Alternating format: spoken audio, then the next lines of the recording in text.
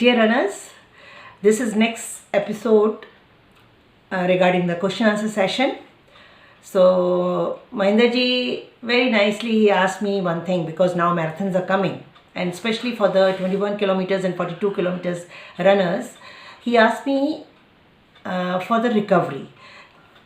21 के सपोज़ करो संडे को आपकी एक रेस हुई है. मैं उस ट्रेनिंग की बात नहीं कर रही हूँ जो 21 किलोमीटर्स आप करते हो लॉन्ग रन, या आप ऑल्टरनेट डे में कभी भी 23-25 किलोमीटर ट्रेनिंग में करते हो. That is not marathon. I am talking about actual marathon race, क्योंकि उसमें आपके पूरे एफर्ट्स लगते हैं.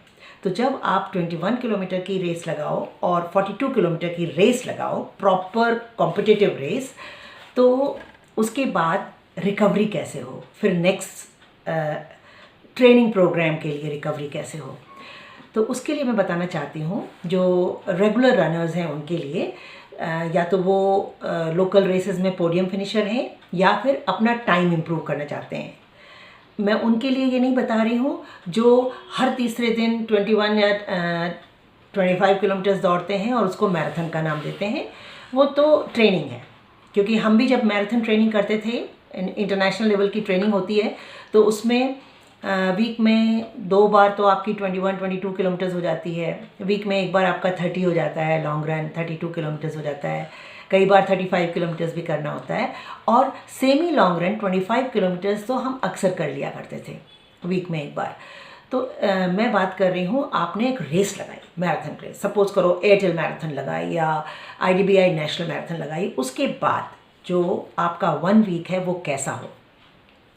तो पहला तो रेस ख़त्म हो गई.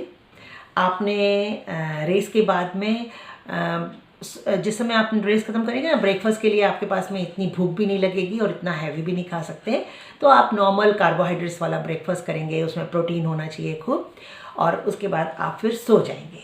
सोने के बाद जब आप लंच के लिए उठोगे तो लंच में हाई प्रोटीन, अगर आप नॉन वेज हैं तो नॉन वेज, और अगर आप वेजिटेरियन हैं तो पनीर और कुछ भी हाई प्रोटीन लेंगे आप, और खूब लस्सी पियो, खूब मट्ठा पियो, खूब दही खाओ, और फ्रूट्स खा सकते हो, मतलब जो मर्ज़ी. और हाँ, अगर स्वीट का शौक़ है, आइसक्रीम का शौक़ है, तो वो सारे शौक़ भी उस दिन पूरा कर सकते हो, क्योंकि वैसे तो जिनको मैराथन परफॉर्मेंस देनी होती है, थोड़ा बहुत तो उनको डाइट कंट्रोल में रहना ही होता है.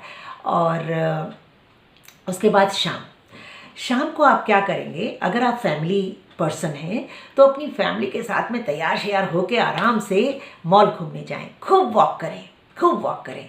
आप एक मैराथन रेस के बाद में शाम को जितनी वॉक करते हैं ना, उससे एक नेचुरल मसाज मिलती है बॉडी को. और अगर फैमिली के साथ में आउटिंग कर रहे हैं, चाहे विंडो शॉपिंग ही करें, लेकिन उसका मज़ा ही कुछ और है. तो खूब चलें, मतलब उसमें आपके 5-6 किलोमीटर तो वॉकिंग में ही हो जाने चाहिए. तो ये रिकवरी का एक बहुत बड़ा पार्ट है, और मस्ती की मस्ती हो जाती है. अगर आप कहीं आउट स्टेशन है तो बहुत मज़ा आ जाता है. आप साइट सीइंग भी कर सकते हैं, और इस तरह से अपना शाम बिता ली. रात को मूवी देख सकते हो, क्योंकि बहुत दिन से आपने मूवी नहीं देखी है, अर्ली स्लीप किया है, तो इसलिए early to bed early to rise का बहुत दिन तक आपने रूटीन फॉलो किया है, तो उस दिन थोड़ा सा रूटीन चेंज करके आप मूवी भी देख सकते हो. अब आती है सुबह, नेक्स्ट डे मॉर्निंग में ज़रूर रेडी होकर आप किसी पार्क में जाएं, ग्रास रनिंग करें. ग्रास रनिंग नहीं हो पा रही है, अगर आप बिगिनर हो और आप बहुत टायर्ड हो फुल मैराथन करने के बाद में, और आपसे रनिंग नहीं हो पा रही है, तो आप वॉक करो. लेकिन 4-5 किलोमीटर की जॉग या वॉक ज़रूर करनी चाहिए next day of the marathon. और फिर खूब सारी स्ट्रेचिंग, और थोड़ा हाई प्रोटीन डाइट खाएं, सूप ज़रूर लें, और सारे न्यूट्रिएंट्स लें. अगर आप सप्लीमेंट लेते हैं तो सप्लीमेंट भी लेना शुरू कर दें. और फिर आता है आपका, ये मंडे हो गया. मंडे को शाम को भी आप चाहो तो जॉगिंग कर सकते हो, स्ट्रेचिंग करो, या फिर साइकिलिंग के लिए चले जाओ.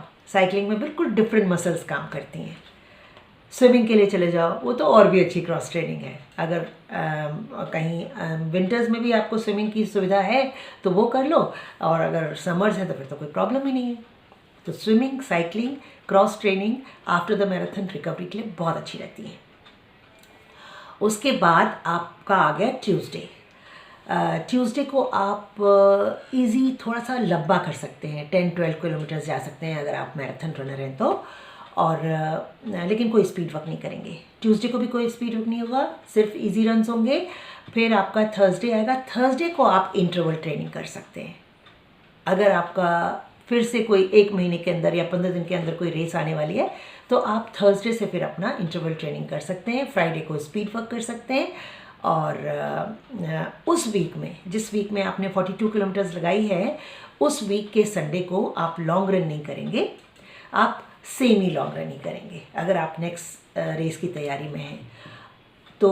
और एक साउंड स्लीप लेना बहुत ज़रूरी है, योग निद्रा करना बहुत ज़रूरी है, पॉजिटिव एफर्मेशंस करने बहुत ज़रूरी हैं, और बहुत अच्छे से कंप्लीट संतुलित आहार खाना बहुत ज़रूरी है। ड्राई फ्रूट्स भी खा सकते हैं, और अब तो सर्दियां आ गई हैं तो गुड़ मट्ठा तो बहुत ही अच्छी चीज़ है। और रात को सोने से पहले हल्दी वाला दूध पी सकते हैं। हाँ, अब कुछ ऐसी रिकवरी भी हैं जो रिहैब में की जाती हैं, क्योंकि आपने अपनी बॉडी को यूज़ किया है, मैराथन में थोड़ा तेज़ भागे हैं, पैरों में पेन हो रहा होगा, तो हॉट वाटर में सेंधा नमक डालकर, फिटकरी डालकर और उसको अच्छे से सेक करें। हॉट वाटर बाथ लें।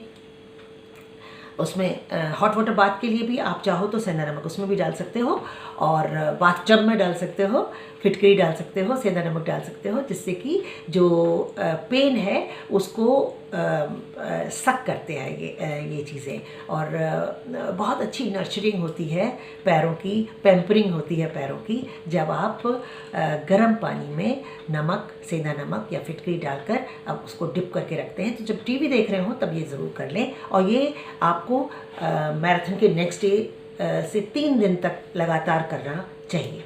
हाँ, 2 दिन के बाद आप चाहो तो मसाज करा सकते हो। मंडे की शाम को भी करा सकते हो, संडे को मैराथन की है तो, लेकिन मसाज ज़रूर करानी चाहिए। और हाँ, जिस दिन आपने मैराथन की है, अगर आपके अच्छे मैराथन ऑर्गेनाइजर्स हैं तो उन्होंने मेडिकल टेंट में अगर मसाज और आइस मसाज की सुविधा है तो just after the marathon ice massage बहुत अच्छी रहती है। फुल बॉडी आइस मसाज बहुत ही अच्छी रहती है। और फिर जब आप घर जाते हैं तो हॉट वाटर बाथ, रात को सोने से पहले हॉट वाटर बाथ, पैरों को डिप करना हॉट वाटर में विद सेंधा नमक एंड फिटकरी। तो ये सारी रिकवरी करके एक वीक जो है वो आपका रिकवरी वीक होना चाहिए, और उसके बाद आप बैक टू नॉर्मल वर्कआउट में आ सकते हैं। और आपको पता ही है, जो भी मैराथन रनर है उसके वर्कआउट में 2 स्पीड वर्क होने चाहिए, एक इंटरवल ट्रेनिंग फाटलेक होना चाहिए, एक सेमी लॉन्ग रन होना चाहिए, एक टेम्पो रन होना चाहिए, एक लॉन्ग रन होना चाहिए। तो इस तरह से आप फिट रहें, स्वस्थ रहो, मस्त रहो, फिट रहो और बहुत अच्छी मैराथन्स करो। Thank you.